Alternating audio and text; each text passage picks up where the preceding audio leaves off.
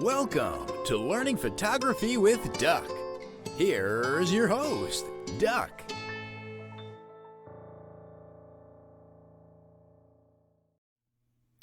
All right, I had my little snack, I got my drink with me, and I guess we're all set to go. I am your host, Duck. Welcome to Learn Photography with Duck. Before we get into the lesson, there's a couple things I want to share. First of all, for those of you who do any kind of studio work, Gloria, I know you do some studio work. If you're looking to get a background for your studio, Background Town is having a 50% off discount on their backgrounds. I have two of their backgrounds that I am completely in love with. That's the only reason I'm plugging them. I bought the it's called the micro cloth or no, the ultra cloth, and it's just so easy to work with. It's very wrinkle resistant, so you can I fold these up.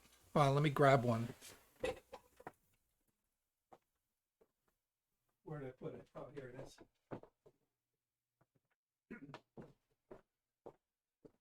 These are, what are these? 5x8s, I think I bought. I can't remember. 5x8. 5x8. Let me go to the chat here. I think that's what I got. I can't remember. But it's kind of like a microfiber cloth. And Oh, yeah. I mean, it's heavy. It's, it's got some substance to it. All right. So I keep it folded up like this. All right. And when I unfold this, it literally has no wrinkles. I don't know if you can see here, but it's got a sewn in pocket. I don't know. Oh, yes. All right, so you can weave it through your pole if you want to set it up on a pole. I don't set it up on a pole. I just kind of use clamps because it's easier to switch out. But if you're looking to put it on a pole system, you just slide the pole through.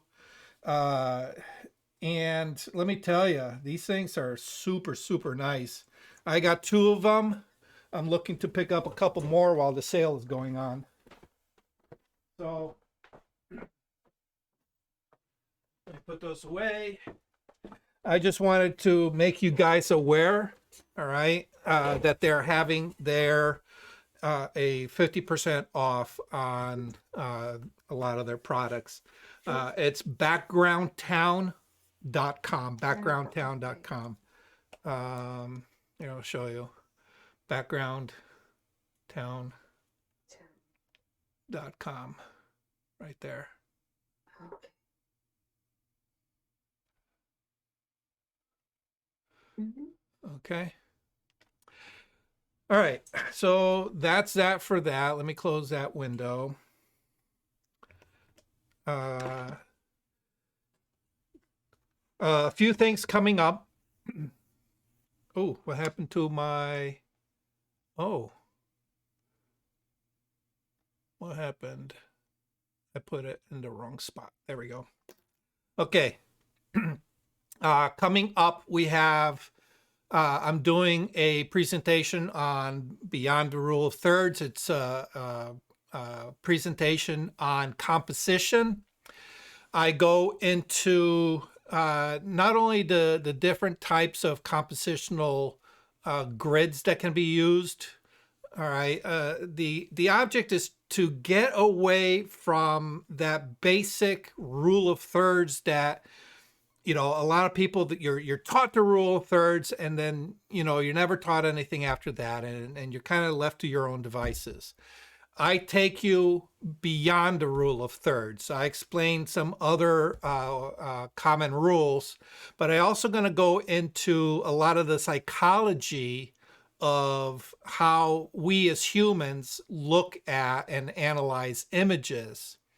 All right, so you'll be able to, kind of work those into your composition.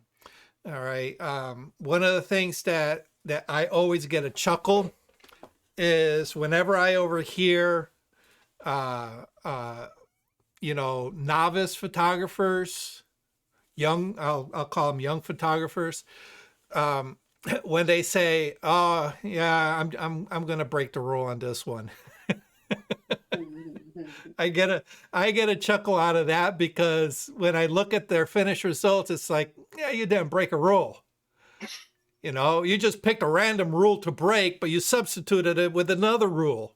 All right. So what rule did you break? You didn't break a rule. All right. So this kind of walks you through the different rules and all that good stuff. You have to sign up through Milford Photo's meetup page. So just go to meetup.com, Milford Photo, and register there. I think they're charging like $20. I can't remember. What date is that? That is on March 15th at 6:30. I think that's Wednesday. Wednesday. Thank you. Thank you. And you got your 6:30? And I got my 6:30. Yeah. Yeah. Well, they kind of give me what I want there.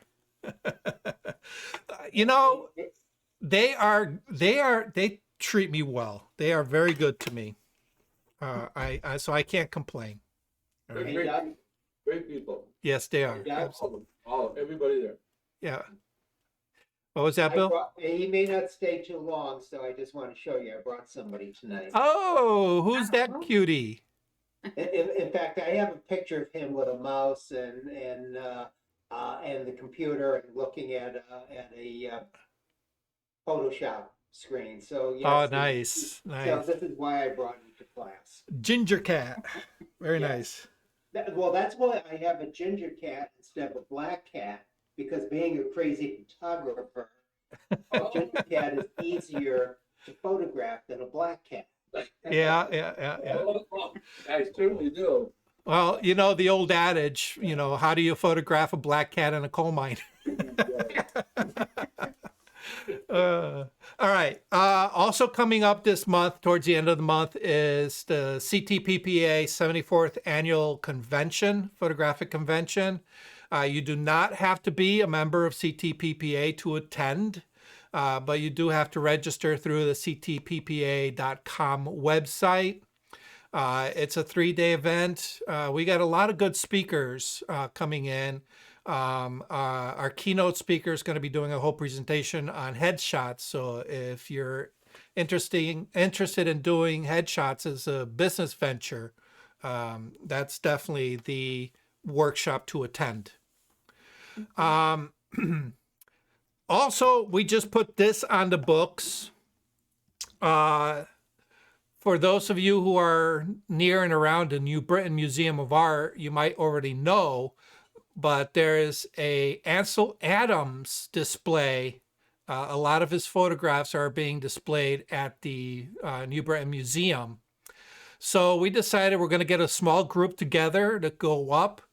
One of our members is also a member of the museum, and she's looking to arrange either a docent to give us a little lecture on it, or one of the other people that is very familiar with Ansel Adams' work to give us a kind of like a private little session.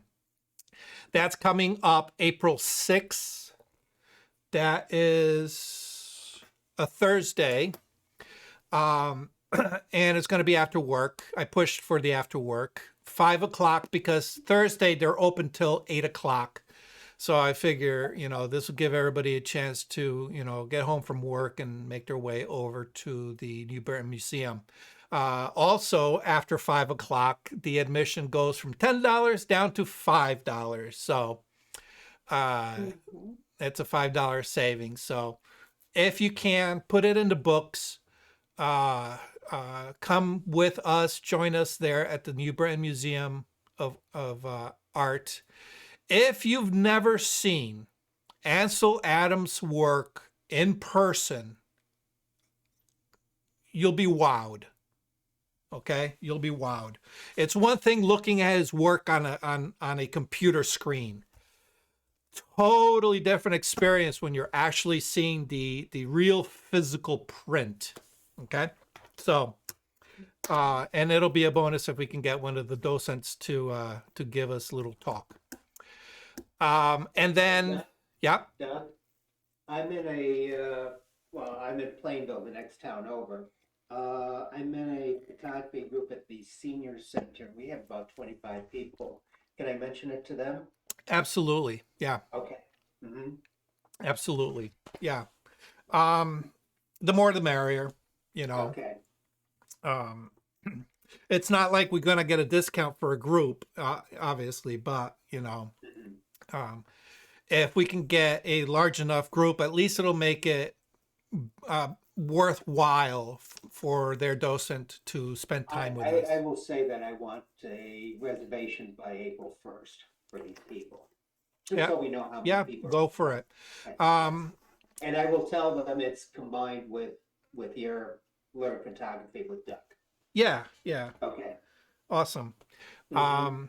And then the CTPPA, you know that we have a monthly photo walk.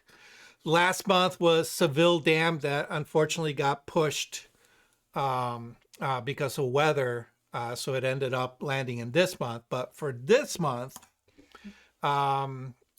it's tentatively set for March 26th. Yes. No, that can't be. Yes. March 26th is a Sunday. Yeah, okay. That's probably wrong because that's going to conflict with the annual conference. But I'll double check that. But our next our next photo walk is at Chapman Falls. All right, so let me double check that date. I think I got it wrong here, but I just want to make you aware that we're going to be at Chapman Falls next. Okay. That is, number one, that is a terrific place. I shot a video there. And it's too bad it's not this week because I went hiking at Wadsworth Falls. That's behind me at a different time when it was icy. The waters are really flowing right Yeah, now. They yeah. are heavy. Unfortunately, my photo from today is on the phone. But this would be a good weekend if we keep up with the type of weather we've been having. Mhm. That's really going to be good. And can I mention that anybody who's interested in the tops in Connecticut, that's done by the Connecticut Association of Photographers. The deadline for that is the 12th. They usually have that contest on the in the fall. They skip this fall, and it's they're doing it this spring. And I am going to in the chat to everybody the link for tops contest. And here is the link. And there you are. All right. So, what does TOPS stand for? Anything? Tops in Connecticut, I think it's called the 2023 Tops in Connecticut. It's the premier venue for this organization. I guess it just means top photos. You know Mark from North Haven Camera Club, Mark Batista. He won the Oh, last yes. for Okay. that. And I won an honorable mention a couple of years ago on that. And they have open, this is what's really good.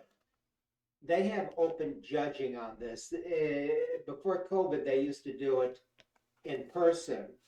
the week before. They would have the judging before the award ceremony. Because of COVID, they combined it and they showed it online. And that was a real education to find out how photos are judged. Yeah. Yeah. Um, me personally, I don't really enter a lot of competitions. Neither do I. I just I talk about them. yeah. I find no benefit to my work for the most part. At least the kind of work that I do. However, for those of you who are looking to take your photography to a higher level and create consistently professional work, because you either want to sell it to a client or you want to sell it as fine art work. All right.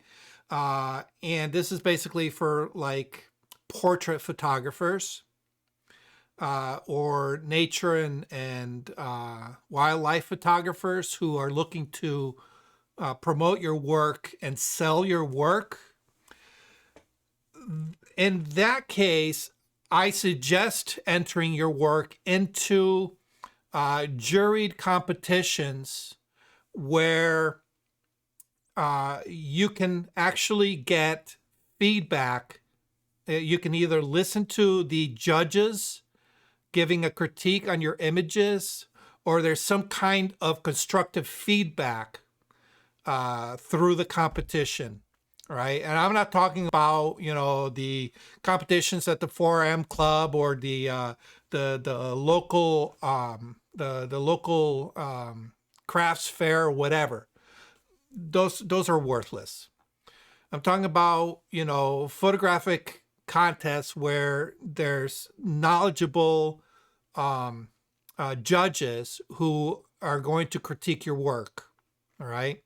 Not all competitions critique work. All right. Or if you belong to a camera club where you can get feedback from the judges, this is where the value lies, is getting that critique back, because it lets you know where you need to do some more work, and where your strengths are. So that way, as you progress, you know what to work towards. And oftentimes, without that kind of feedback, your progress tends to be slower, because the only feedback you're going to get is from yourself. And if you're not extremely critical about your work and diligent about how to analyze and look for what the problems are in your own work, it's a very slow process. It really is. So being able to get that kind of feedback, it speeds up your advancement to that next level. So for that reason, I suggest it.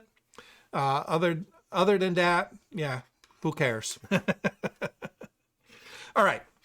Hey, Doug, yeah. Can I say just one Mhm. other thing? Sorry, I don't mean to hog.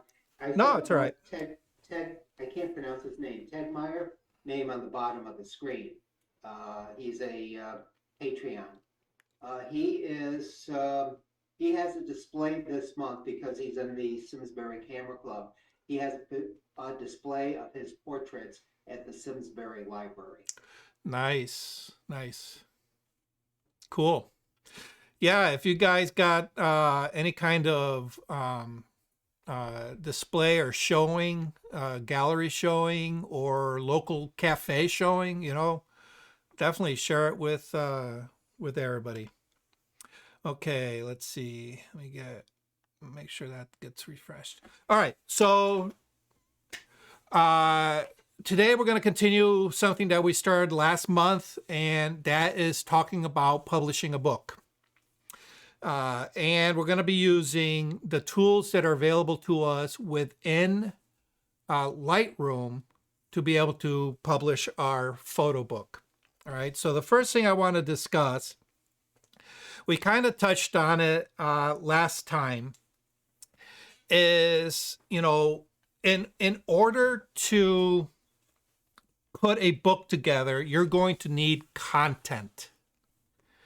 And this content obviously is going to come from your library of images. But as you know, your library of images are scattered across multiple years, all kinds of photo shoots, and your images are going to be located in folders strewn throughout your hard drive. Hopefully, you're a little bit more organized and at least you have somewhat of an order to your folders. But nonetheless, the images that you're going to cull for your photo book are going to come from all different kinds of sources. All right. Whether it was a photo walk you took with the camera club, whether it was event photos, whether they were vacation photos, or you just happened to say, you know, I'm going to take my camera out for the day and see what I can grab. Okay. So for the first step is you want to collect all these random images from all these different locations into a singular location that you have access to in order to be able to put them into your book. And that's where collections come into place. All right, we talked about them previously, but basically collections, what they're doing is you're going to get, you know, images from different folders, and they're going to go into a singular collection that you can name, you know, for your book. Okay. Now, if you recall, For watching. Learning photography. wrong one. What the heck? I was on the wrong thing. Okay. Come on. And here we go. All right. So there are two types of collections. There are, you know, a standard basic collection, or what I call a dumb collection. And that's where you take your images that you want to use and you must make the effort to put it into your collection. All right. And you do this as you're browsing through your library. You come across an image and you say, oh yeah, I want to add that to you know, my collection for the book.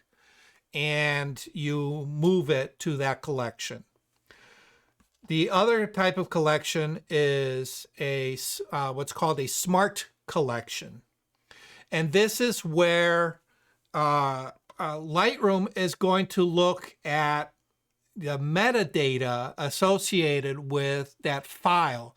And if it meets a specific criteria, it's going to automatically move it into that, that collection. There's pros and cons to both. I have my preference, but I'm going to explain both of them to you because, you know, one may work better for you than the other. Okay. The dumb collection, where you have to let Lightroom know that I want to take this image here and I want to put it into this collection. That is a very, what's the word? A very decisive action on your part. All right. So there's no mistaking that that image belongs in that collection because you placed it there. Okay. So there's no like, I don't know why this image is there. You know, it's there because you placed it there. Okay. The downside to it is it's very easy to kind of miss the images that should go in there, because unless you're actively looking at an image and you consciously remember, oh yeah, I want to put that into that collection for my book. All right. If you don't do it, it's not going to end up in that collection.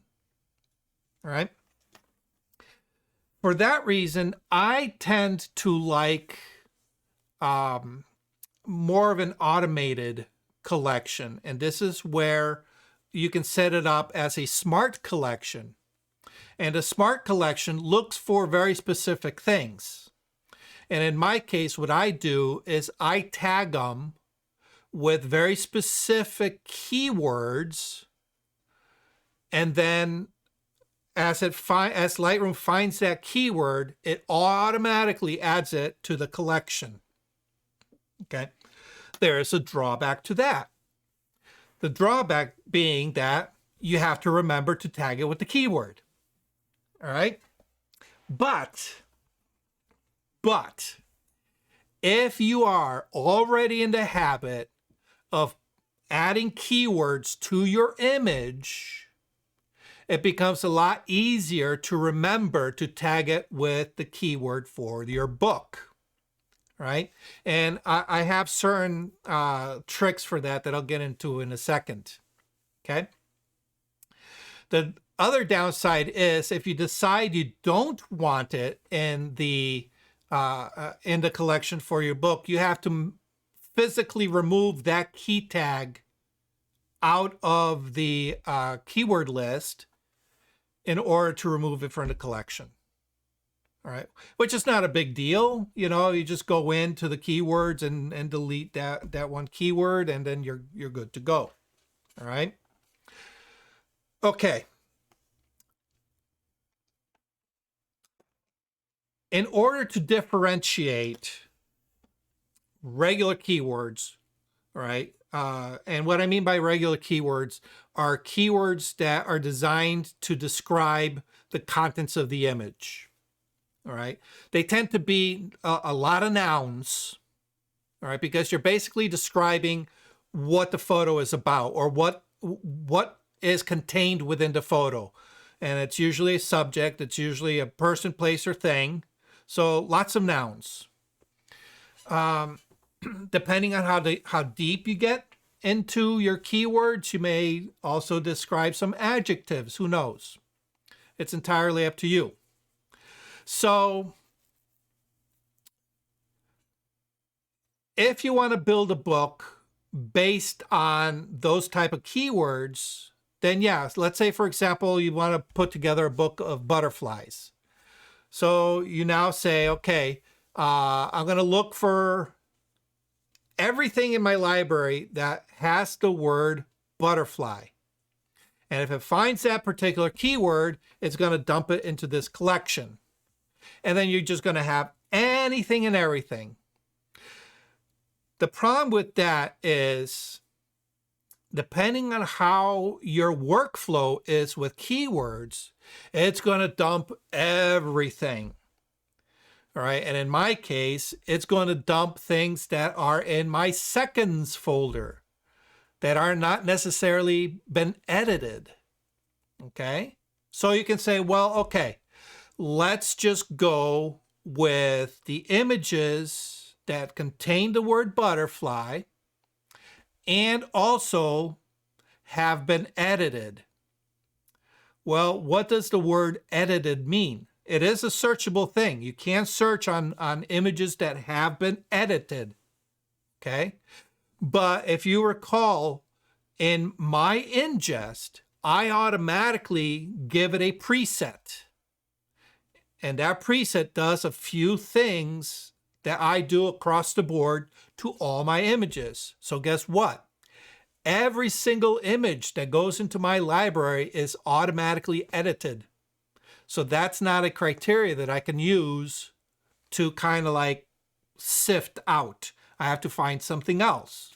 It says, well, one of the things that I do in my workflow is when I am done editing an image, I will mark it with the color label green.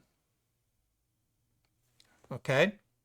That lets me know that I'm finished with the edit. All right. So you can say, okay, that's one of my criteria. All right. Oh, another criteria that differentiates what I edited and what I have not edited is that I tend to only edit images that I have picked with a flag. So that flag can be another criteria. Okay. So right there, those two things, it's going to start limiting it down to which images are going to go into this automatic collection. Okay. And, you know, the key underlying thing to all this is consistency in your workflow. Now, thinking back on my workflow when I first started out to where I am now, my workflow is a lot more refined now.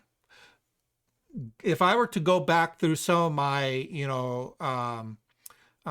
2014, 2013, 2012 image files, my workflow was like horrendous. Okay, I was not labeling anything green when I was done editing. I was just going by, the flags. Okay, and I was segregating images in a like really crazy way. So, so if you're not careful, it may leave out a bunch of stuff from when you previously had like a different workflow. All right, so you have to be careful. All right, so for that reason, I kind of like a little bit of a hybrid between a dumb collection and a smart collection. And for that, what I do is I use very specialized keywords. And if you'll notice here, I have some examples. All right, the regular keyword, it's just a word by itself. All right. A little side note. When you work with keywords, it's best to try to keep to a standard. For example, the word, okay. The keyword car and the keyword cars are two different keywords. All right. But in our mind, it's the same thing. It's an automobile. It's a vehicle. It's a car. Okay. And we may make a distinction because we may take a picture of a car and we'll label it car. And then we may be at, like, for example, an auto show, and we take a picture of like 3 cars. So we'll say cars. Okay. So if you decide that you're going to build a smart collection on cars, well, you'll better include the keyword car as well. All right. If you're not very consistent. All right. But what I would suggest to you is try to keep some kind of consistency. And I tend to avoid plurals because if you look at an image of a rose, for example, and an image of roses, there is a singular rose multiple times in that group of roses.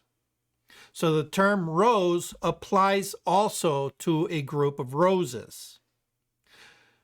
The other way around doesn't work. You wouldn't call a singular rose roses, right? So for that reason, I tend to keep to the singular because I know when I look for the singular word, I'm also going to get multiples. All right? Just a little side note, okay? Now, specialized keywords, or what I call reserved keywords, I tend to try to use language that, makes sense. So in order to differentiate, let's say, for example, I'm working on a book with roses in it. Okay. But I don't want every single rose from my catalog into this collection. I want to be very particular.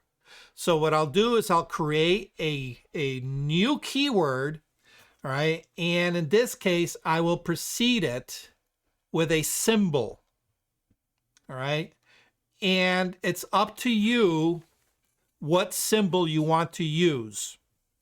Now, the thing about symbols is that when you look at things in your list, anything with a symbol is going to float to the top because everything is sorted alphanumerically, all right? So it goes symbols, then numbers, then letters, all right? So it'll go symbols, 0, 1, 2, 3, 4, 5, 6, 7, 8, 9, and then A, B, C, D, E, F, G, and so on, okay? In that order. So the nice thing about using symbols is that group of symboled keywords are going to float to the top, all right?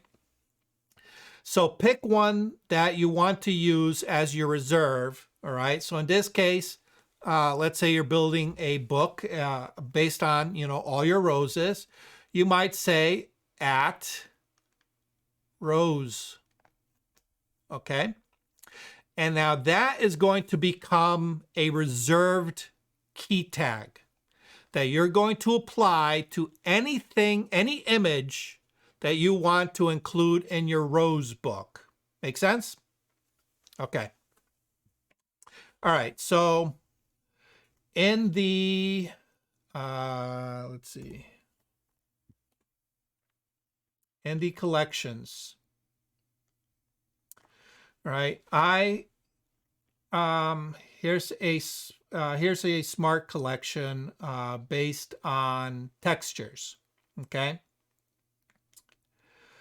Let's go edit. Okay. This is a smart collection. It's going to match anything and everything. It's got the all right. Based on a keyword that contains the word hashtag texture. Hashtag texture. Okay. All right. Very easy way to build. It's all Boolean decisions. All right. If you want additional Boolean requirements, you can say, for example, I wanted to check on A and B. If both those two criteria are met, it's going to add it to my collection. Okay. Or you can say, if it has A or B, either or, it's going to add that to the collection. All right. So you can build your criteria according to your needs. I tend to keep mine simple. And I tend to keep it to the hashtags because I will purposely add those hashtags to my library as I come across the images that I want to add. All right. Any questions about that? Okay. To help with that process, over in your library, okay, under the keywording tab, okay, we're in the library module, keywording tab. Down below, you're going to see what says keyword suggestions. All right, we don't need that. Right below that, we have keyword set. And you can see I have one that's called hashtags. Oh, you know what? Let me make this easier for you guys. Let me share my screen. Everybody see the screen okay? All right. Thank you, Alan. Okay. So, spotlight, here we go. All right. Right here. Keyword set. I have a set that's called hashtags. Okay. And what I do is I put all kinds of hashtags in there. All right. And you can create all kinds of books that you want. All right. So let's say photo book 2023, I want to add the hashtag, what is it, textures, okay? So we're gonna go, we're selecting it, we're gonna go edit set, okay? And you can only save up to 9 slots. You have 9 slots, but that's okay because you can add more sets if you want, or if you're done with a project, you can remove that hashtag out of this. All this is it makes it easy to tag very specific tags without having to type it. So here we go, hashtag. Okay, now if you notice, okay, I tend to like the hashtag procedure, right? And as you start typing, it is going to auto suggest based on what's already in your keyword list. All right, so you can see I just typed in the hashtag and it gave me a whole list. Okay, and here we go. Here's the texture one. Okay, if you want to use a different type of procedure, like maybe you want to use the @ symbol, okay, you can. All right. One of the things I mentioned is try to be consistent. Okay. If you notice, I put in the @ symbol here. If you look at the list that is being pulled, these are all locations. All right. So I reserved the @ symbol for locations. Kind of makes sense, right? At this place. Okay. You can use exclamation marks. You can use, let's see, I think you can use question marks. Pretty much, you have a wide variety of symbols. I'm not sure if brackets are available. I can't recall off the top of my head, but there are enough symbols to be able to play with. All right, you can do the and symbol if you want, the ampersand. Okay. Auto-populate this with whatever you're going to be working with. So for your book project, you know, what's the theme of your book? All right, maybe use that as your hashtag. Okay. All right, and then once you have your hashtag, you just put change, okay, and that now becomes available on your keyword set, okay? So now as you're looking through, you can just go ahead and click on that, right? In this case, all right, and it will automatically populate the keyword list. All right, so let me delete that one. Okay, this one here, where was I? Texture, and it adds it. Okay, all right. Oh, I removed it. I'm already in my collections. Or let's go to folders. Okay. 2015, where, let's see.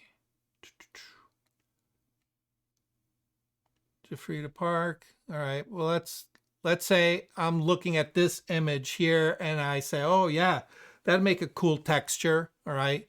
I'm going to go ahead and click on right here where it says texture.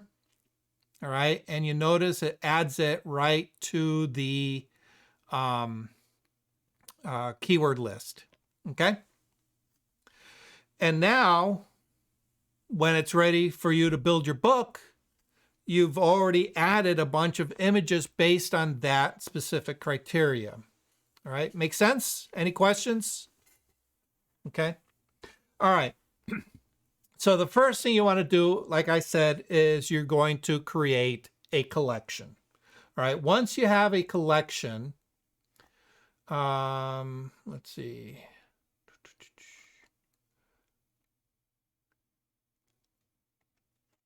All right, let's say, all right. If you have a dumb collection, all right, there's also a shortcut way you can do this. All right, go to your collections. All right, and in this case, I have a collection called Learning Photography with Duck Book Project. Okay, that's going to be my collection. All right, and as I click on it, you can see I already have a bunch of images that I've thrown in here just for shits and giggles. Okay, if you right click, all right, let's see, right here, let's see if I can zoom in. Oh, won't let me zoom. Won't let me zoom and right click at the same time. Set as target collection. Set as target collection. Once you do that, you're going to notice that there's a little plus sign after the title of your collection. Okay? This is for dumb collections, okay? All right.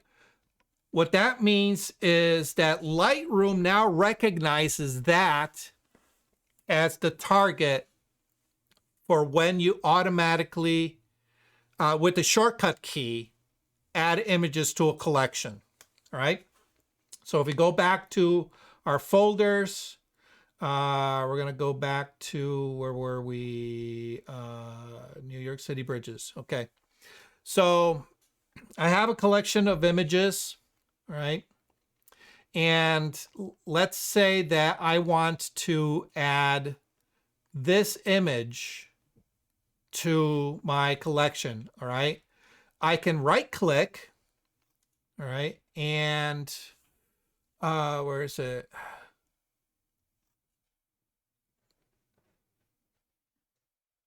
Add to target collection right there, okay?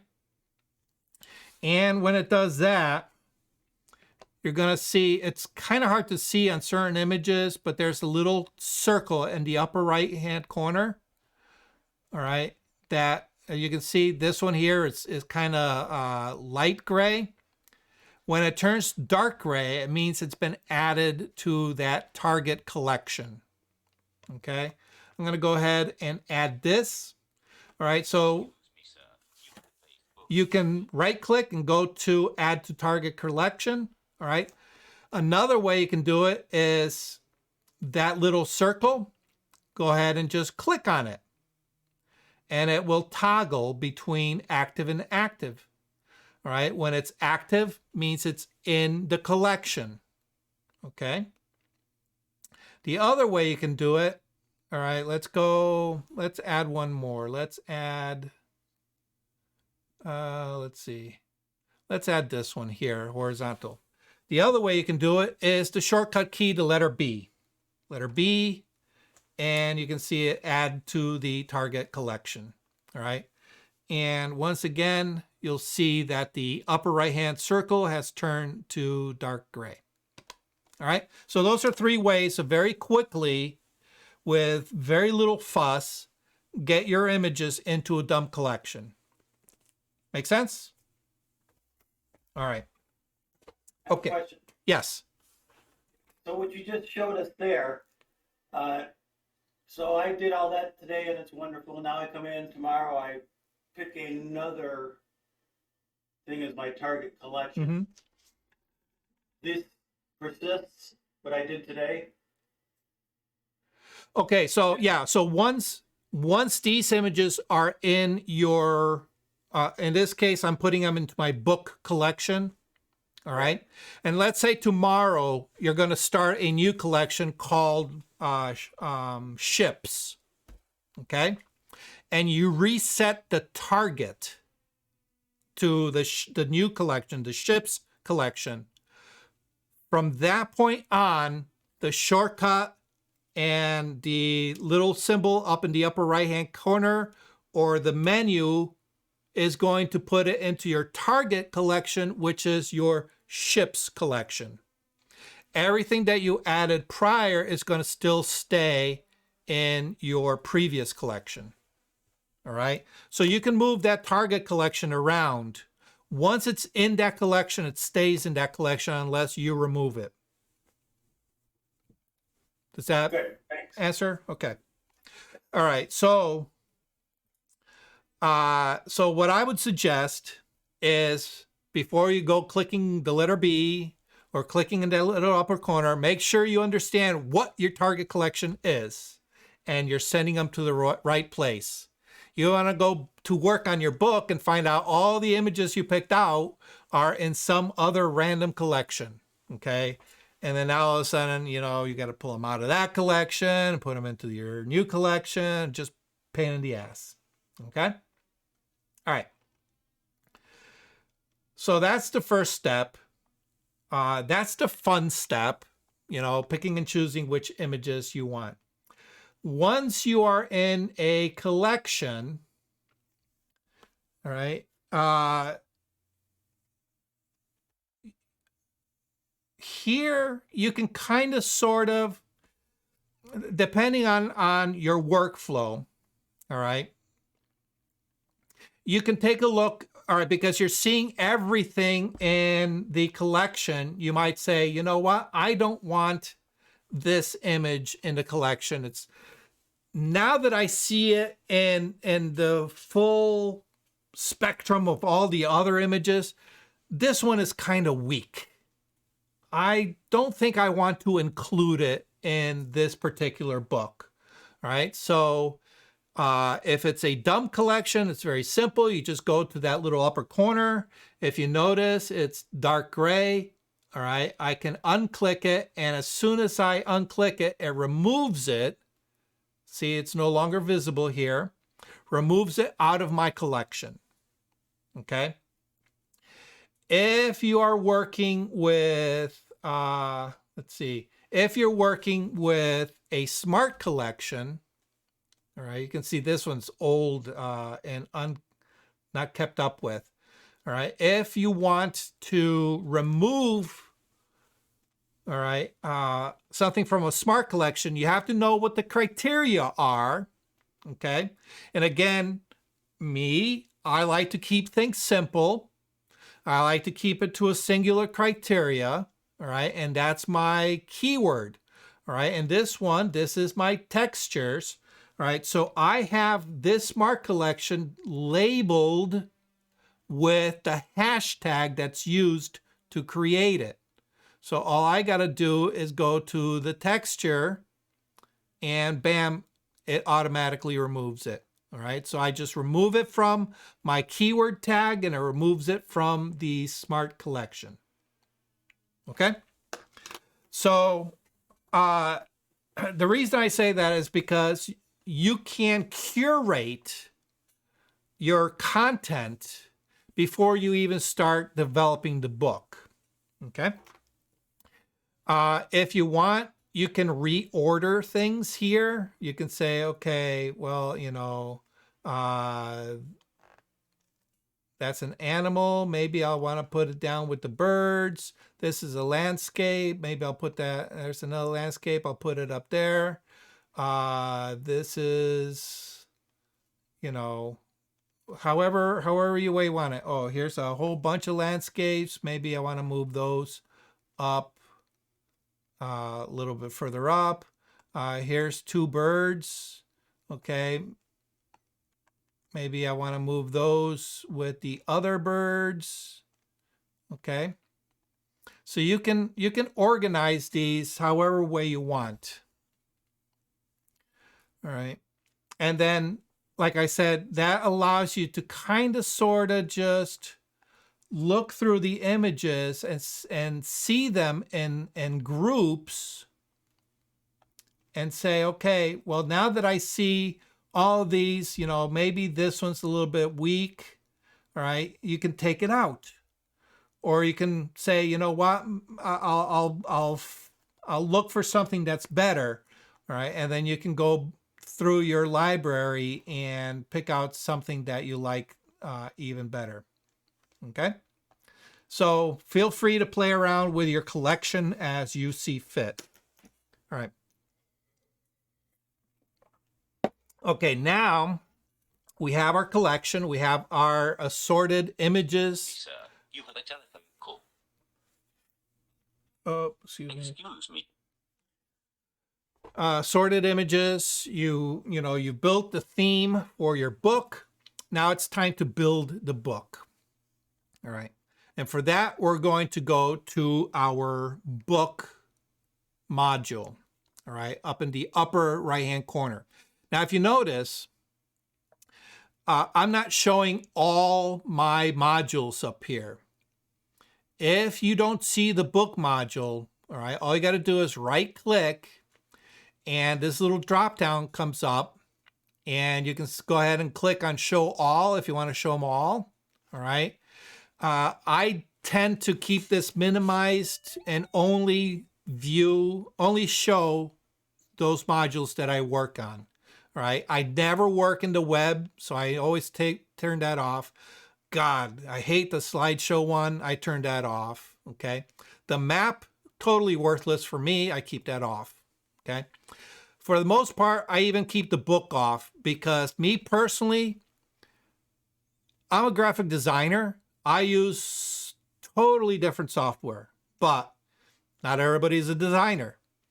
And to get a down and dirty book printed with your stuff in it, this is pretty impressive, I got to tell you.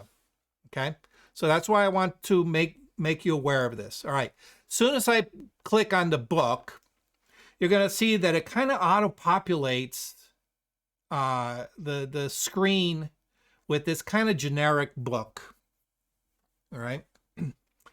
And more than likely, it's not going to be what you want. You're going to want to, do your own thing. All right. So right at the top, you can clear the book. All right. And right next to it, create a saved book. We're going to skip to create a saved book. All right.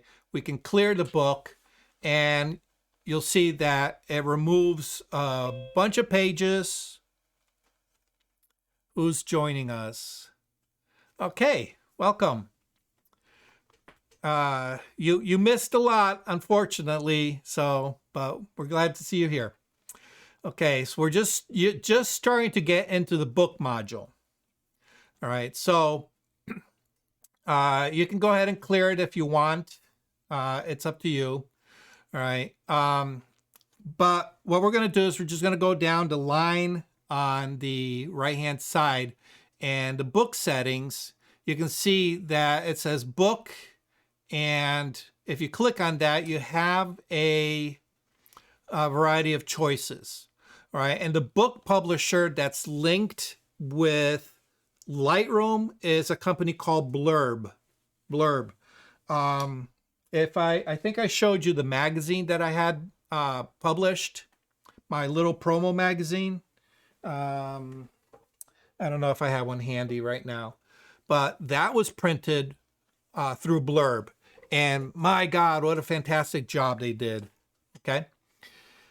But like I said, I did not develop that book in Lightroom. I used separate software, but you have your choices. All right. If you want to create a photo book, all right. If you click on photo book, you have some choices, all right, which comes down to the next one down.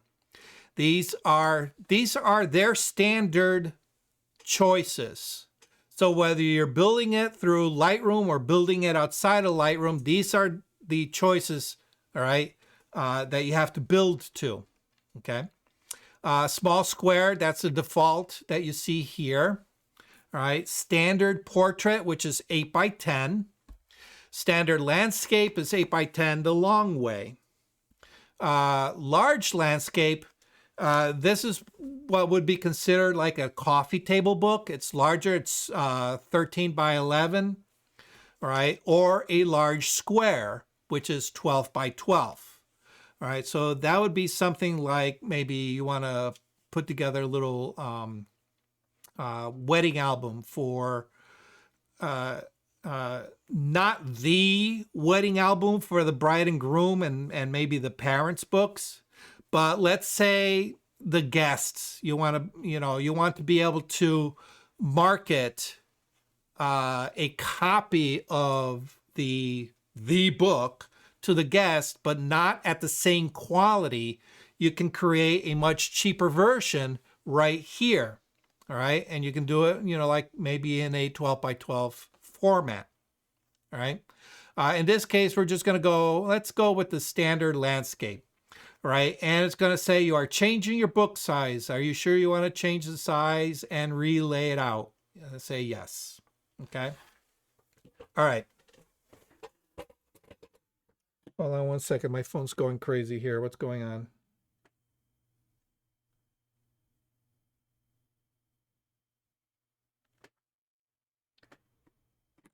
I don't know what was going on. Sorry. Okay. All right. And the first thing you'll notice is that we have two things reserved. What is going on? My phone is going nuts.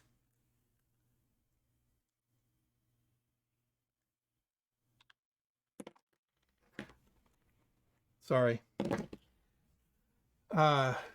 The first one is the back cover and the front cover. All right, this is where you will build your covers. Okay. And then you have your interior pages. Okay. How many pages is entirely up to you. I would suggest visiting the Blurb website and looking up these presets on there to kind of determine the price and what their minimum page count is. I think the most minimums, I think it's like 16 pages or 20 pages. Don't quote me. I don't know it off the top of my head, but I would suggest go to the website, look it up, what their minimum count is, and then just make sure that you meet the minimum. Otherwise, it's just going to complicate things. Of course, you could go above the minimum, but when you go above the minimum, you have to do it in groups of 4. All right. So books are put together in folios. All right. One folio is 4 pages. So it's one piece of paper folded in half. Okay. So you have page 1, page 2, page 3, and page 4. Okay. You can't just add one page because what's going to end up happening is by default, they need to add the next 3 pages, and then you're just going to have 3 blank pages. So anytime you add to the book, it's going to be in a set of 4 pages. So keep that in mind. Right? All right. So how do we add pages? All right. Oh, well, here, let's go. Let's continue a little bit down here. All right. You have a choice of either soft cover, hardcover with image wrap. So the hardcover is printed, or you can have a hardcover with a dust jacket. So if you wanted to, really look professional, you'll do a dust jacket. Okay. Paper size or paper quality, I should say. You have a variety. Standard is kind of like cheap paper. Again, keep in mind what is the end use for your book. If you want to really showcase it, maybe go with slightly better paper. Okay. And you can actually order a sample kit from Blurb, and they will send you examples of the different quality paper. I suggest you do that because that way you'll be a little bit more informed about how you build your book. Okay. If you want to create a heirloom book, obviously you'll want to, get slightly better quality paper. All right, but this is where you will place it here. All right, now you also have the choice of displaying the blurb logo on the last page. Okay, if you say no, they're gonna charge you full price for the book. If you say yeah, go ahead and put the logo on, they're gonna give you a price break. Okay, because you're advertising for them. Okay, so if you want to save a few bucks, it's on the last page. It's down in the corner. I'll show you real quick on this right here. All right, very indescript. You could even put something on that page along with it. All right, and for them to add that, they're going to give you a discount. So look into it. Okay. All right, you have the auto layout capabilities, okay, where you can automatically have Lightroom create kind of like a generic layout. I'm not a big fan of this because I tend to want to, be very specific about what images go where, and especially if you're going to add text content to it, okay? So, but that's available, all right? If you want to do auto layout, you just click on auto layout and you can see it's not the most ideal. It's putting it one photo per page or per, it's called a truck double page. All right. It's just putting one image per double truck. So I'm not a big fan. So I'm going to go ahead and clear it. But if you want to get started, that's a good way. And then from there, you can, shift things around. All right. The next part, all right, what I'm going to do, I'm going to put this on solo mode. I never used this, so I'm never on. Okay. Next part is the page. Okay. If you want page numbers, go ahead and click on that little page numbers check box. All right, and it will automatically put a page number. Okay, and then you can tell it where, top corner, bottom corner, on the side, wherever you want. Okay, and whether you want to do left and right, or left only, or right only, whatever. Okay. Now for the fun part. We're going to add pages. All right, to add a page, you just click on this button right here that says add page, and you're going to get in this case, it's going to add 2 pages, a left and right. Okay. Just realize that you want your content to be divisible by 4. All right. So just keep that in mind. Not a deal breaker. Like I said, if you don't hit that division by 4, doesn't matter. They're going to add the blank pages at the end of the book to make it fit. Okay. All right. Once you have some pages, and you can add as many pages as you want. Okay. Once you have pages, now it's time to start adding in our content. All right. And this is where it gets fun in a way, but it's also where you now have to start thinking in terms of design and how your book is going to flow through. All right. Hopefully you've done a little bit of advanced work in getting your images in somewhat of an order. Okay. But this is where you're going to now get into the nitty-gritty, right? So page 1, as you open up, page 1 is opposite the front cover inside front cover, okay? And for, excuse me, and for a hardcover or soft cover book, that inside page is going to be blank. If you decide to go with a magazine, you have the option of putting something on the inside front and inside back cover. Okay. All right, but for a photo book, it's going to be blank. All right, so we're now going to start populating the pages. All right, and all you got to do is click from the film strip and then just drag. All right, and if you make a mistake and you say, I don't want that there, you can just click and drag it wherever you see fit. All right, so here's a great way of kind of getting your the initial layout.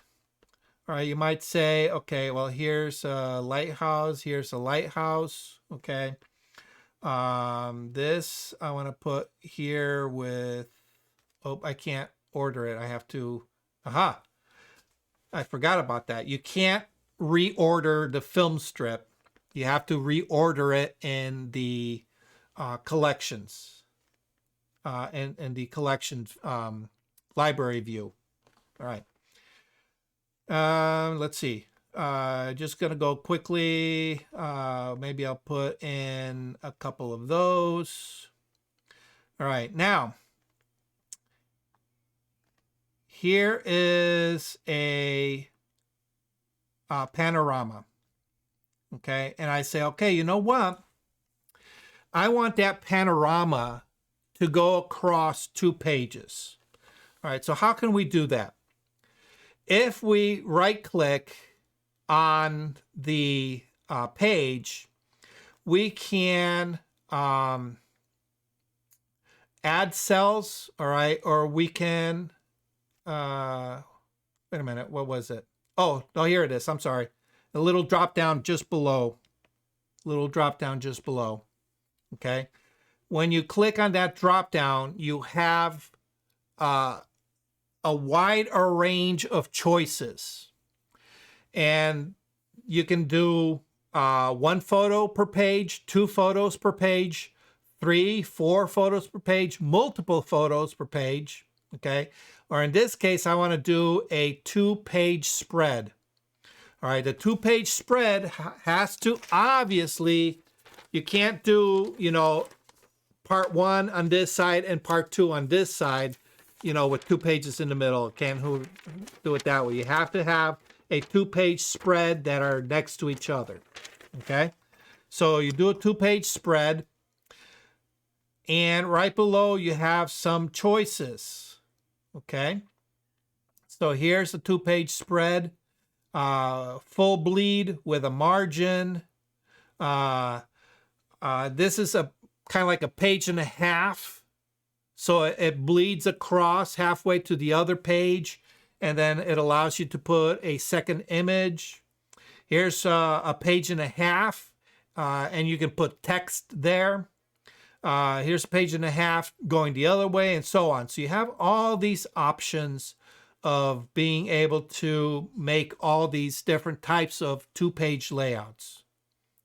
Okay, in this case, I'm just going to go with the full page, and you'll notice that it automatically reworks it for me. All right. Now, if you notice this image right here, the top is cut off, the bottom is cut off. And that's because this particular image was shot in portrait mode, and I'm trying to fit it into a book that is landscape mode. All right, so here we can do a couple of things. All right, the default is full bleed. What full bleed means, it's going to print the image on the entire page going off the border. Okay, so in coverage goes all the way to the edges of the page. If it has a margin, it means that there's going to be a white space around the edge of the page. All right, so one thing that we can do, we can go here, click on the little down arrow, and where it says 1 photo, we can look at what our options are. All right, and here it is. The first one is full page with border. Second one is the one that's already selected, which is page with bleed. Here's one for a horizontal full page bleed left and right, margin top and bottom. So that would be kind of like, you know, for the really longer images. You can have something similar with place for text top and bottom and so on. So look through these, find a one that fits your needs. And I think I'm going to go with this one right here. And you can see that it kind of resizes it. All right. Now, I suggest taking time in this particular view, get all your images in. Once you have all your images in, then you can fine tune it. All right. Like I said, if you don't want a particular image in a specific place, you can switch them around. All right. Once you're kind of comfortable with the order of your images, now we can go in and we can refine the book a little bit. And we have two additional views down in our toolbar, down at the bottom. You can see the first one, the default view is the grid view. That's where you see all the pages for your book. The next one is it's going to show you the 2-page spread. All right, 2-page spread of whatever you have selected. Okay, in this case, I have this page selected that I resized. It's going to show me the 2-page spread.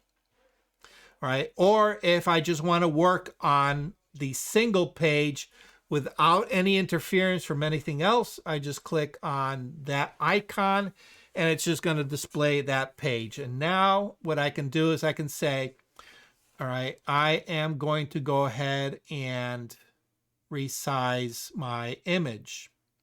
And all you got to do is just, you know, there we go. And you can position this wherever you want. Okay. You have handles on the corners. Okay. Will allow you to, you know, resize height and width at the same time. The ones in the center, it only allows you to resize along that axis, whether it's left and right or up and down. And you'll notice that for the most part, the image is going to resize.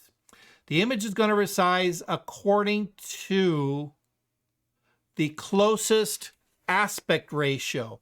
All right, so you can see that the height of the image is being utilized for the top and bottom as long as I am within.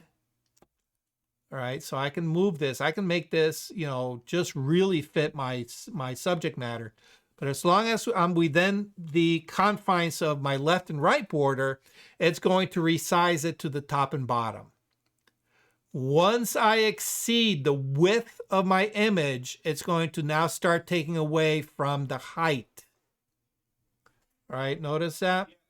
So you have to be careful with how you format your images and what images you select for that particular format.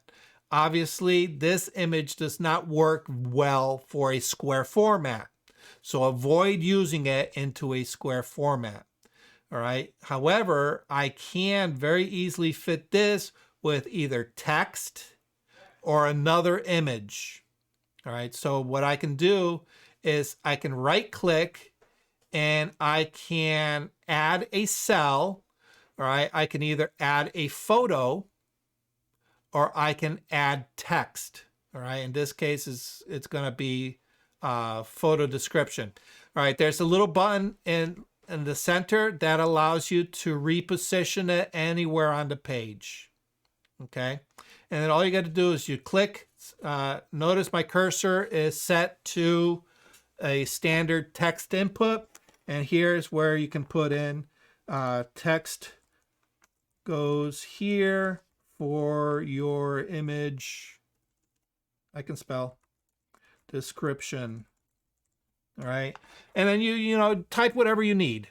All right. Whether Maybe you want to publish, your personal poems along with your personal images. By all means, go for it. Maybe, in the case of let's say you do a vacation photo log, maybe a little story about that particular location. All right. Remember, these are going to be heirloom products that, maybe you pass it on to your kids, your grandkids.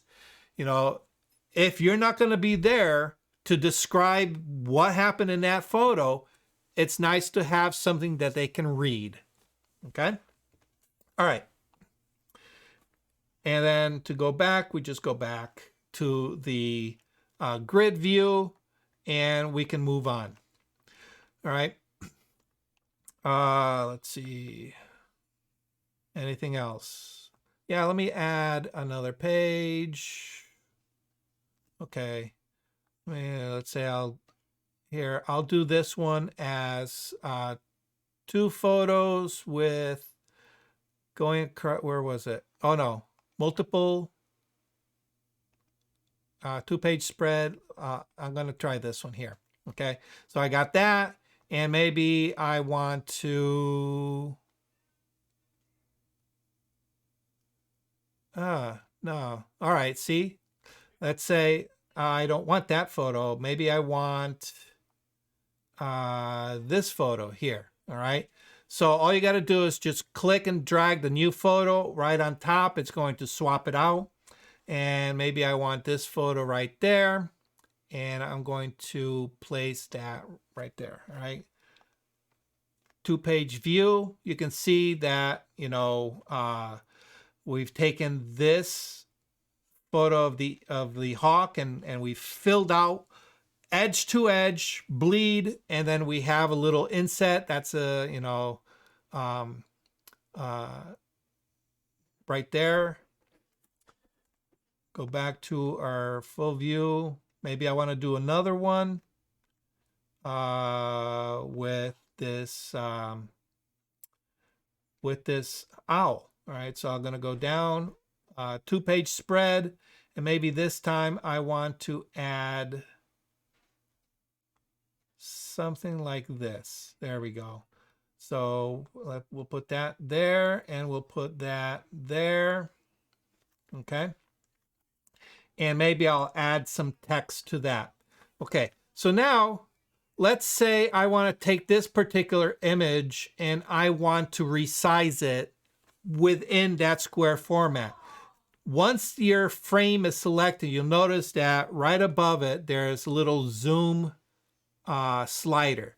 All right, so you can take that slider and now we can take it and we can, in essence, just crop into your image. Okay. And at that case, you just crop it to wherever you want. And that looks good. All right. The other thing I want you to notice is see how there's like this shadow right here? That's your gutter. All right. That lets you know that that's where the fold of these 2 pages are. All right, so you want to be aware of that when you place any kind of image that crosses across the gutter or the fold of your book. You don't want to put anything important into that gutter. All right, that's why I resized this, all right, in order to place the bird just to the left of that gutter. And you can see that it's kind of like following along where that branch is. Because I could care less about the branch. The branch is not important. It can fall into that gutter without sacrificing the image. Okay. And again, if I want to add text, I can just go here, grab the center, all right, and I can go ahead and resize and just, one thing you're going to notice, it's going to snap to certain areas. All right, and in this case, it actually snaps to the top of those images. Okay. All right. Explanation text for these 2 images goes here. Ta-da. All right. One little trick I'll give. All right. Any questions so far? We're good? Pretty straightforward, I think, right? All right. Here's a little tip. Graphic design tip. Okay.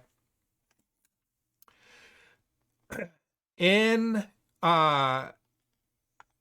your character map, where's my character map?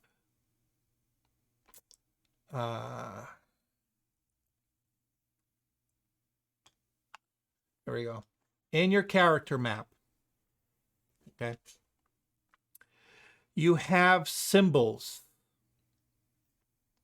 Where is it? Where is it? Group I. Where's my symbols? I don't. Okay, I'm not seeing. What you can do is, oh, I know where they are. They're in my wingdings, wingdings. Okay. You can grab a character. All right. And in this case, what I tend to do is I'll look for something that has arrows. I don't know if you guys can see this. Let me zoom in. Okay.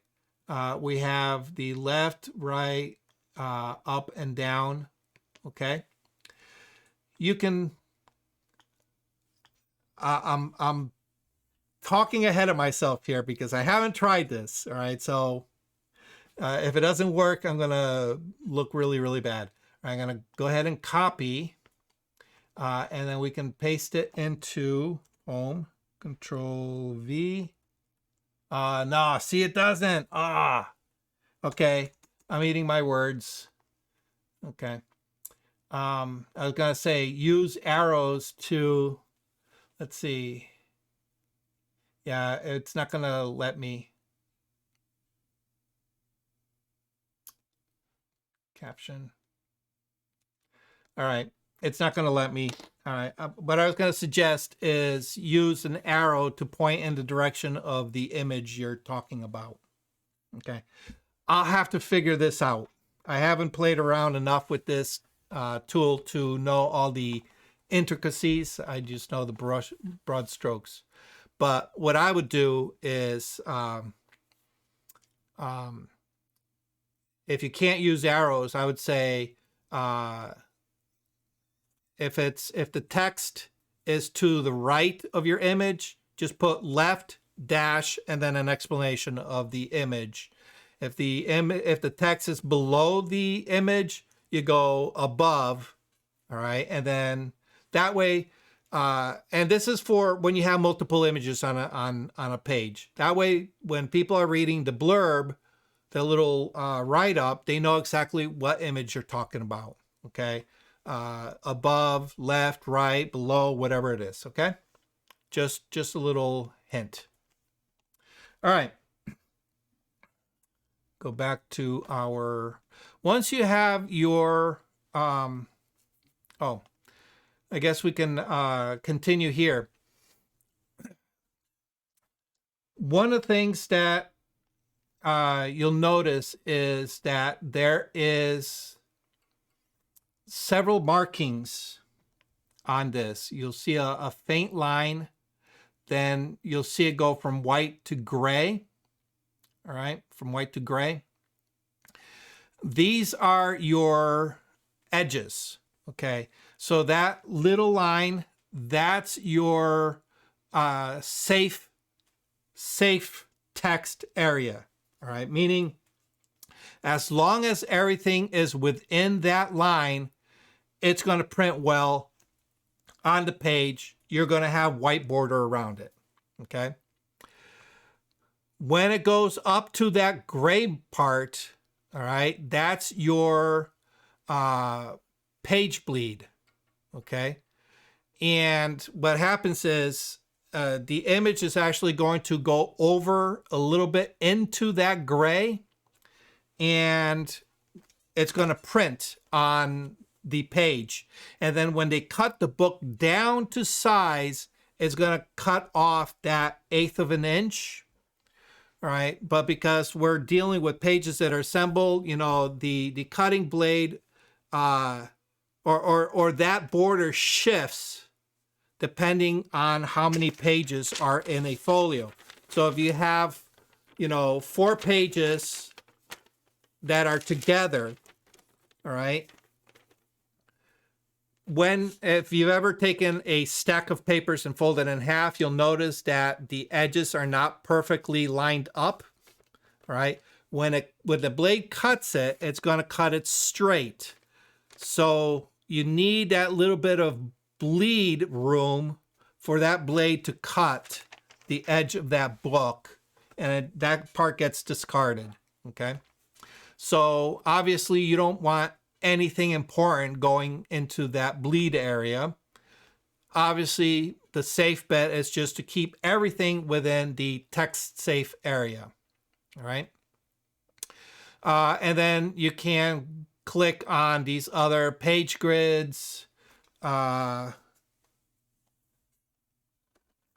give you, you know, this grid that you can use for your layout, and, you know, use it as you see fit. It's just a guide to kind of help you. I find it a little bit too annoying, so I tend to keep the page grid off. I tend to keep the grid lines off. So you can see the grid lines here for this. As I move it around, those grid lines move along with it. It's nice if you want to align certain things, but you know what? For the most part, it tends to snap to those points anyway, so I don't need it. I find it visually distracting, so I don't bother. And the filler text is, you know, auto text. Let's see, what is it? I don't even know how to use that one, so I don't even know. But okay. Next one is cell. This is how much space around the cell you want to add. All right, and this is your padding. I don't know if you'll ever need it because it's just as easy to, you know, go ahead and resize it down.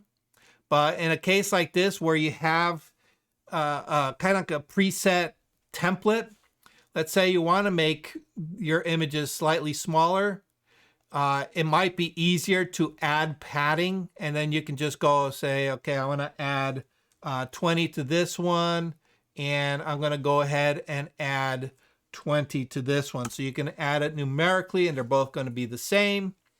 And it's just going to give you a little bit more of a organized look, okay? But you'll notice that the snap here snaps to the top of the photo frame, okay?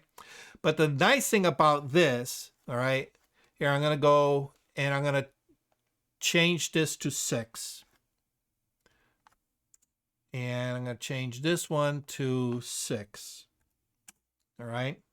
And I'm going to add a photo border color. All right. And you can choose whatever, you know, thickness for a photo border. All right. So I'm going to just do 2 on that one. Bring that down. I'm going to do 2 on that one. 2 points. I don't want it to be overly heavy, all right? If you don't want black, you can choose a gray color. You can also choose another color. It doesn't matter what you want. If you have a specific number, you know, 836527, all right? You can type it in right there, okay? That's an ugly color. Let's go with something a little bit nicer. Okay. The hex.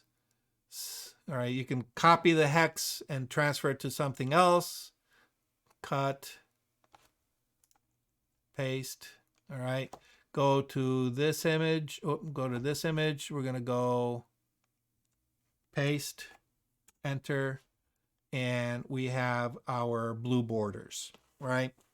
So that's a nice way you can add a little finishing touch that kind of unifies things. So how can you use that? All right. If you decide to use colored borders, you might say, well, I'm using this book to kind of showcase the different types of photos that I take. So I might designate a green color for all my landscapes and maybe a blue color for all my portraits and a pink color for all my animals. All right. That way people looking through, there's a certain theme that is now being applied to your book that just kind of enhances the user experience. All right. Text. If you have text, let's see. This is where text goes, period. All right. This is where you can make changes to your text. All right, photo text. Oops. Proving me wrong. Oh, I know. No. That's for the photo frame. If you want to add text to your photo frame, it's going to add it to the bottom of the photo frame. All right. Custom text. All right. You can choose, let's say, a file name. Don't know why you would do that. Okay. But I would say maybe a caption. Now, the thing with using like caption is you have to actually edit the caption part of the metadata. All right. So let's go back to our library module. All right. So here's our owl right here. Oops. Here's our owl. Okay.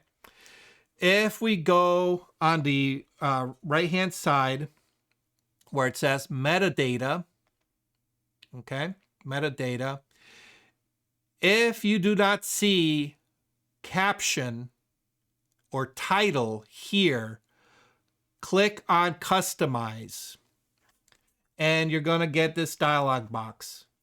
And all you got to do is just look through caption right there. Okay, caption, click on it, activate it, and say done. And you'll notice that now I have caption here. Okay.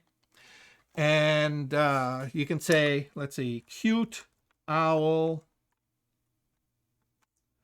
nestled in a tree branch.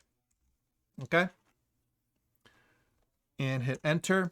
Now, when I go back to my book, here it is. Cute owl nestled in a tree branch. Okay. So that's another option that you have that's available to you.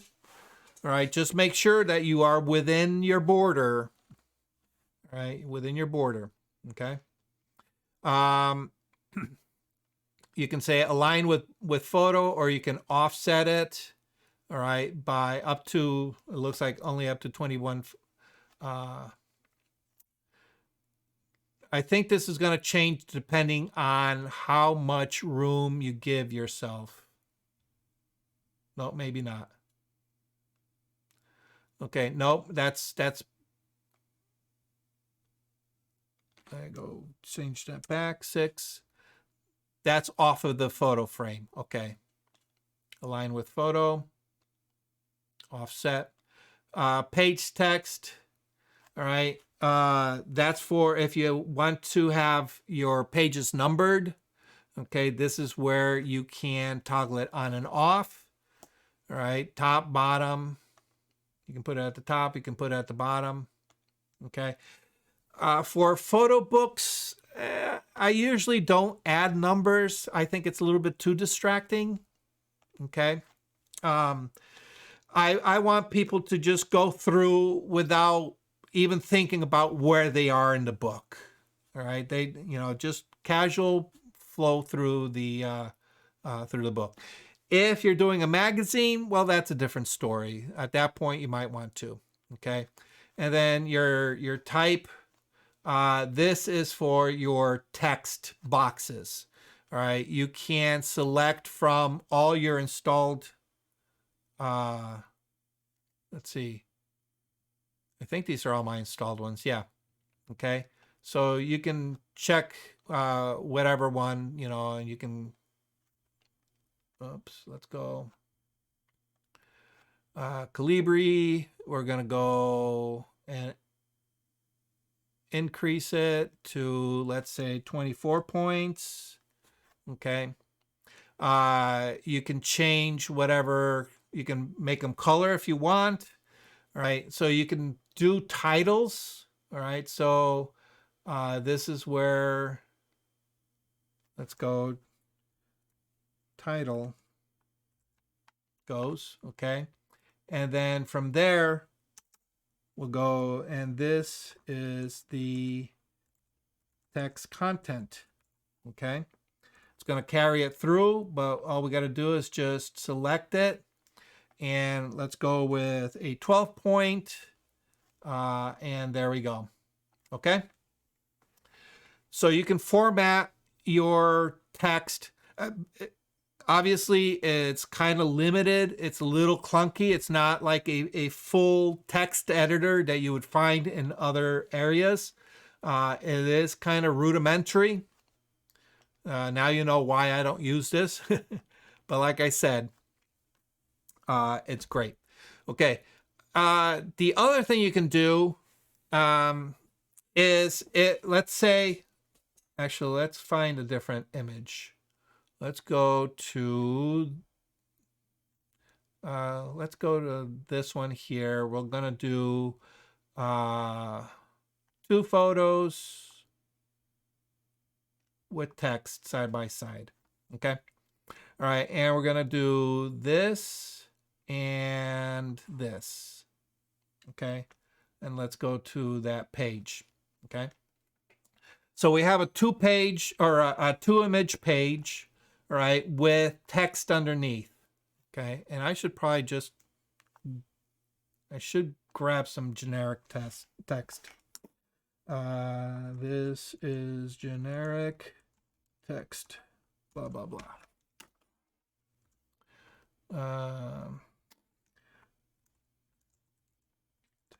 Is for the second image, blah, blah, blah. Okay. The thing you can do here is you can grab, I don't have a suitable image, but you can take a photo and use it as your background image. All right. So you can grab it and you just drag it right onto here. All right. And it now places it in the background. Okay.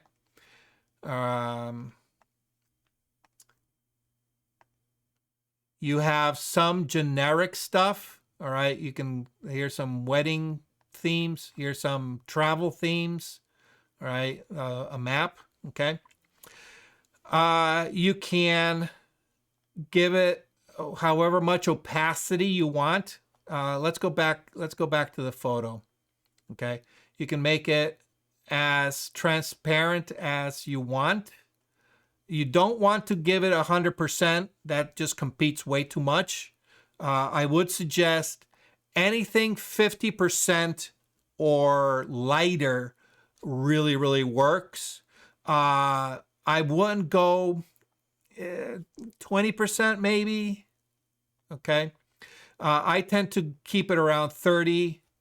I find that's a nice kind of like median between not being intrusive, but yet still be able to see what it is.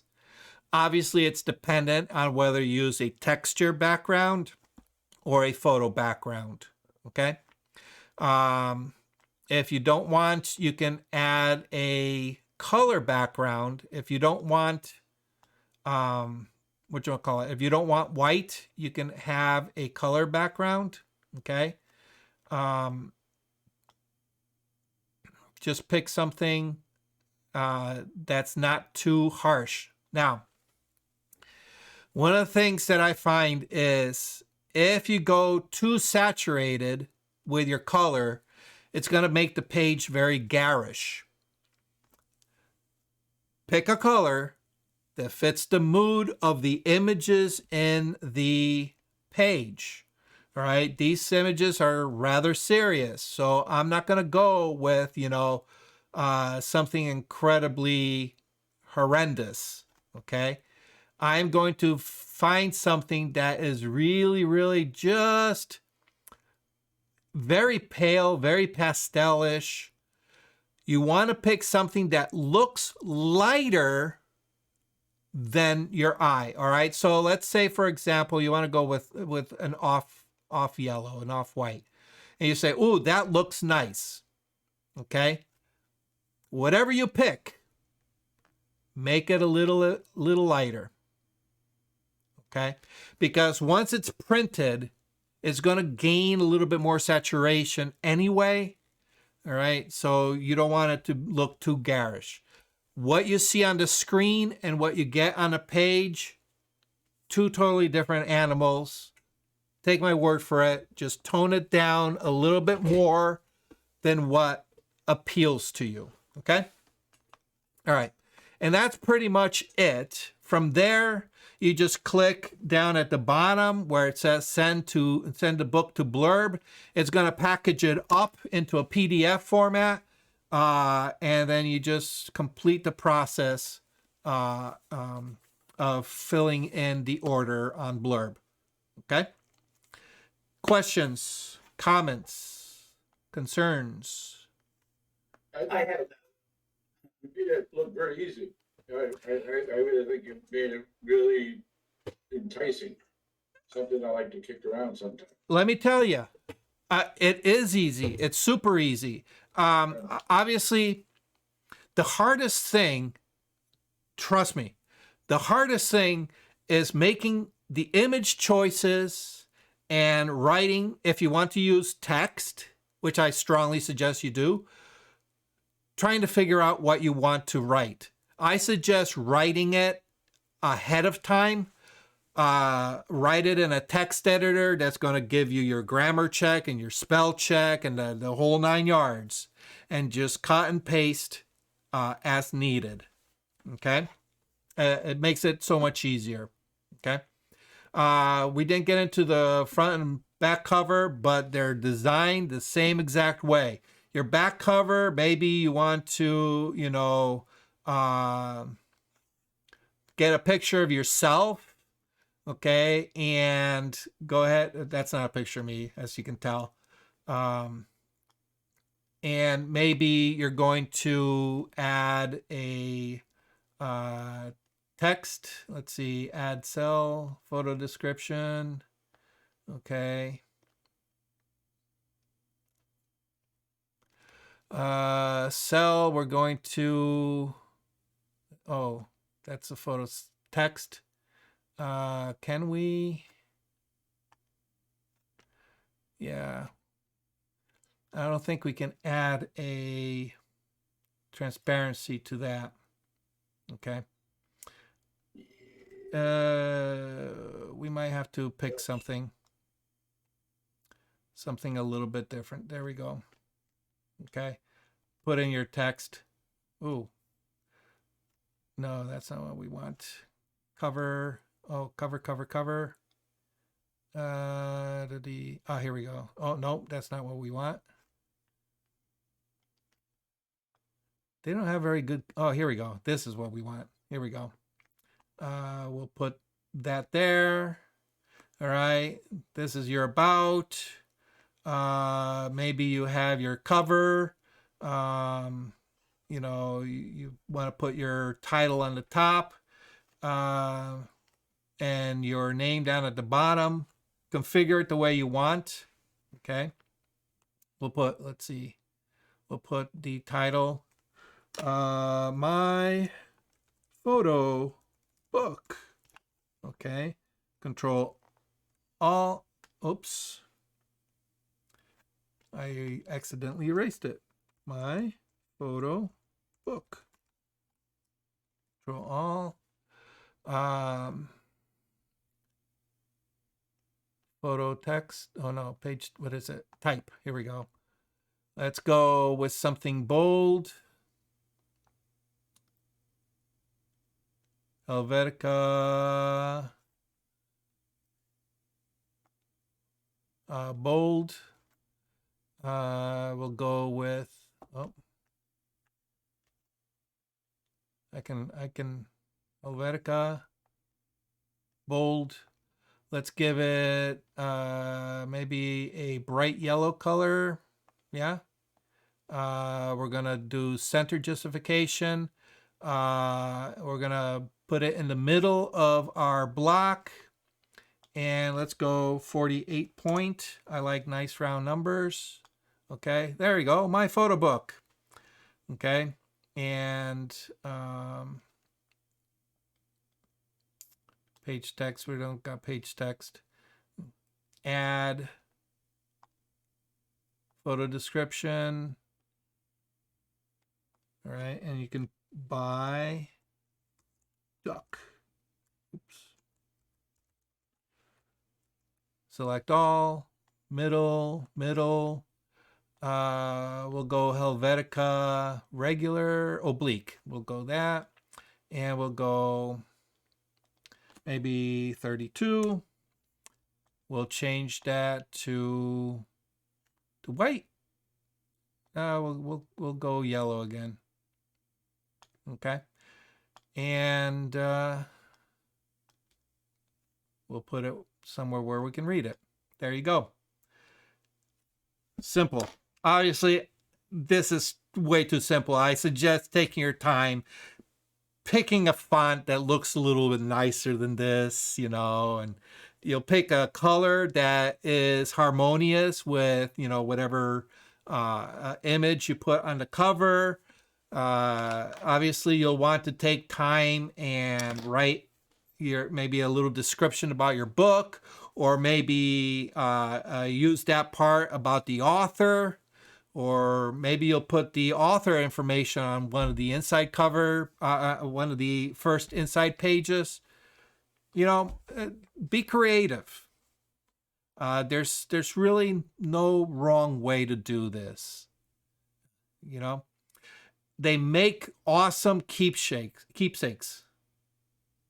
If you got family that enjoy your photography, print out a bunch of them. It makes great Christmas gifts.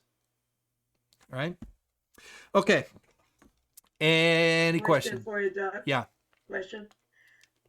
Can you hear me all right? Yes. I apologize for not being here, but where do you get that filter book project? Okay. Is that in Lightroom? It's in Yep, it's in Lightroom. If you look in the upper right-hand corner, you will see all your modules. If you do not see where it says book, you're going to right-click and make sure book is checked. Oh, be nice if there you go. I just looked up and saw that I was blocking everything. All right. In the upper corner. All right. If you don't see book, right click. It'll drop down this and just check it. I have never noticed that. It's interesting. Thank you. Okay. Yeah. So what you miss is I normally keep this to just the modules that I use. That's why you're not seeing the other modules. You're not seeing map, slideshow, or web, because I never use those. So, but and I never used the book, but I figure, you know, I want you guys to understand it. So anyway. All right. Any questions, comments, concerns? I have questions, comments, no concerns. At the very end, when you went to blur, was that built into Lightroom, or is that something you had to add? Nope. It's built into Lightroom. Okay. All right. Here, let's go send to. Some photos in the book have transparency. The transparency areas will show us opaque in your book. Page 8. Okay. Oh, there he goes. It shows you how much. 5, 6, 7, 8. Why is there's no oh, I may have done it accidentally. Okay. You do need to have an account with Blurb. All right. I suggest going to the Blurb site, setting up an account. Accounts are free. Get familiar with their products. All right, because being familiar with their products from their website makes it a little bit easier to understand what is happening on their end as you are working within Lightroom.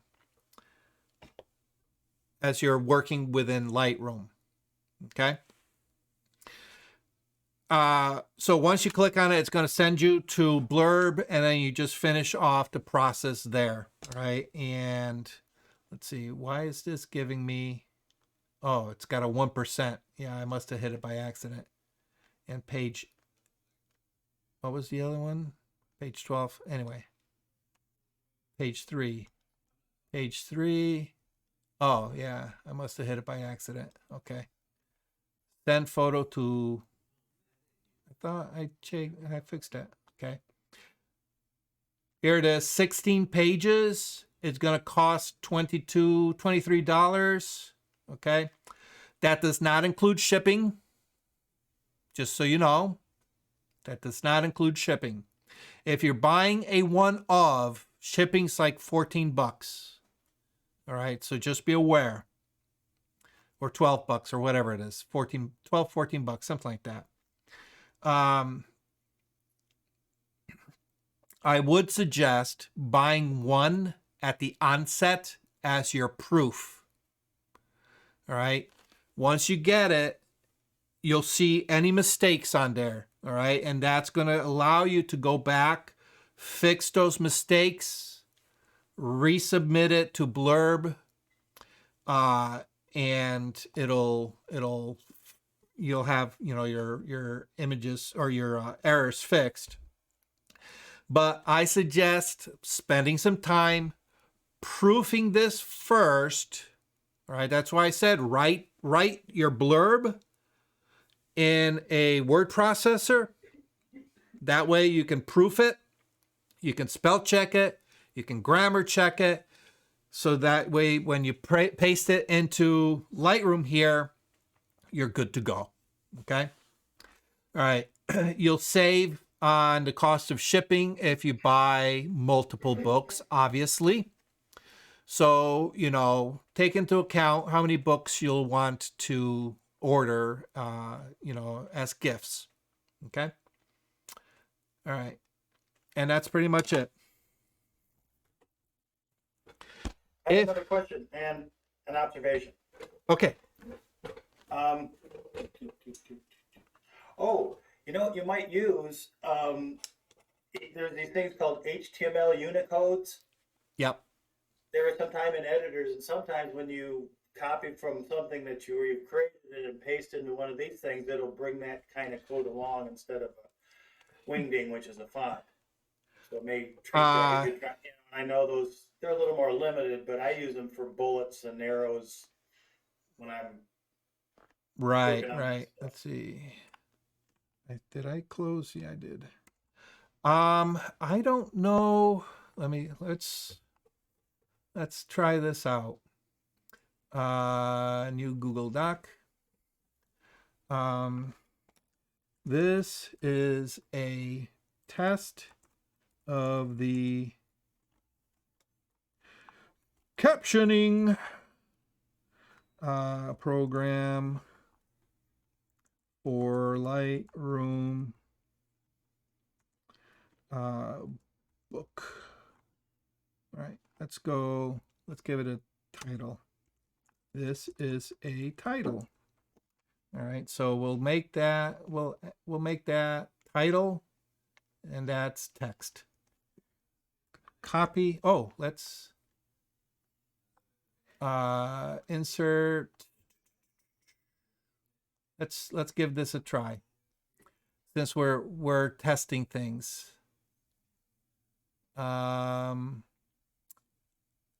Arrows. Well, There's an arrow in there right there. somewhere. There it I is. use it. Yep. Oh, There's- back. There we go. We'll see what happens. Copy. We'll bring it over to Lightroom. We'll go right here.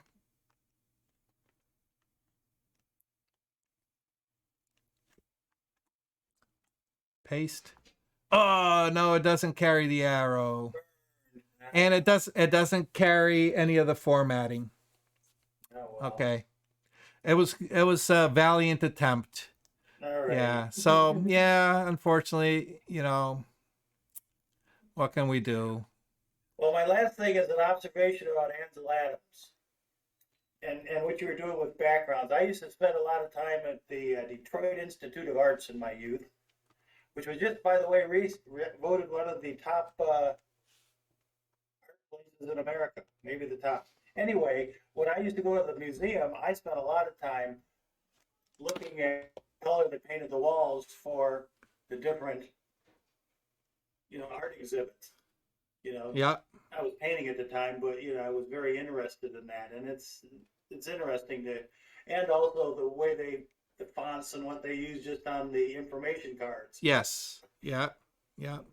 But about Ansel Adams, I got to see some of his work at one of those shows, and I was reminded it led to about 15 years of his artwork hanging on my walls in my houses. Oh, there you go. One of the things I remember is that, his work is what's remarkable about these shows is, he prints big, Yeah. But what I remember about one of these shows is you're walking around looking at all these big prints, and you walk by these little tiny prints, and you look at them, and they're just wonderful. Mm. They're Polaroids that he was using as studies. You go, oh God. Yeah. I just Yeah. killed my camera. Oh, well, yeah, you just have to look at it for what it is, inspiration. You can't let that deter you, He was a master photographer, and we have to keep that in perspective. That's why we can go, oh, if we were master photographers ourselves, we'd be like, yeah, okay. Right?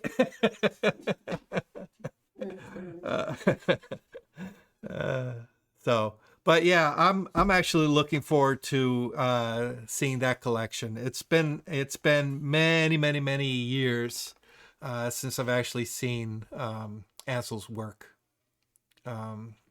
So I'm looking forward to it. So, I guess the short version is, it's worth it. Go see it, folks. yeah.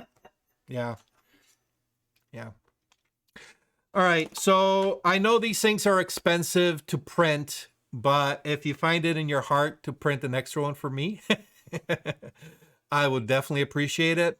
But if not, I think you can print these out to PDF. And you can do that. Here we go. Right up here. PDF. Okay. And export book to PDF. Just export it and send it to me. I'd like to see what you put together. Okay. Oh, I hid myself again. Jesus. Presenter off. Right up here. PDF. Oh. Right at the top. Right up here. PDF. All right. And you'll notice that instead of sending it to Blurb, it now says export book to PDF down at the bottom. Okay. And it keeps your formatting. So you don't have to worry about reformatting anything. So. All righty, guys. That's it for today's lesson. Hopefully it got you a little inspired to do your own projects. And I know a lot of you have tons of images that are sitting on your hard drive. Here's you have no excuse now to keep them on your hard drive. Get them on print. All right. You'll trust me. There's a certain charge you get from seeing your work in actual professionally printed format. When I got I put together that magazine for myself as a promotional piece. So I put in a lot of my commercial work. So the commercial works is nothing overly impressive. Not like a cool sunset landscape. But seeing it in print, it's like, oh, you get a certain charge. It's like, this is my work, and then when you show it off, have a couple coffee tables of your work out on the table during family events. Don't advertise it, just casually throw it on the coffee table as your family and friends are filtering in for Thanksgiving or Christmas or whatever. And let them accidentally or accidentally on purpose find it. So, yeah. All right, guys. All right, thank you, Doc. Thank you, guys. If you have any questions, feel free to shoot me an email or DM me. Again, keep in mind, we got Beyond the Rule of Thirds on the 15th, the CTPPA conference on the 24th through 26th, the Ansel Adams next month on the 6th, and then Chapman Falls sometime. I gotta check the date again, but it'll be sometime this month. All right. All right. As always, a pleasure. We'll see you next week for Photoshop. Thank you, Doc. Thank you. Thank you for watching Learning Photography with Duck. Brought to you in association with Milford Photo, your local full-service camera store. Located in downtown Milford, Connecticut, Milford Photo offers you a personalized shopping experience. From the latest camera gear to printing and framing services. And, of course, educational workshops to teach you the finer aspects of photography. Don't forget to tell them Duck sent you.